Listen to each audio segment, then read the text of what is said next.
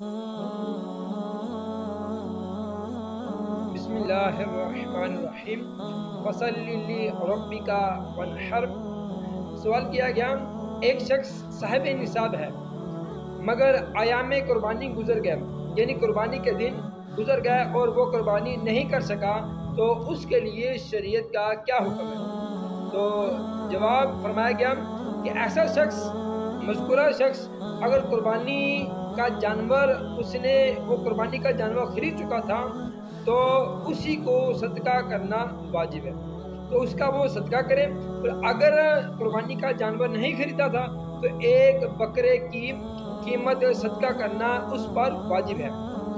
اگر ایسا نہ کرے، اگر وہ بندہ ایسا نہ کرے گا تو وہ بندہ گناہ گار ہوگا۔ تو اس حوالے سے فتاوی شامی کے اندر جلد 5 صفحہ نمبر 204 پر اسی مسئلے کے حوالے سے فرمایا گیا کہ وہ بندہ اگر اس نے قربانی نہیں کی تو وہ بندہ کیا کرے؟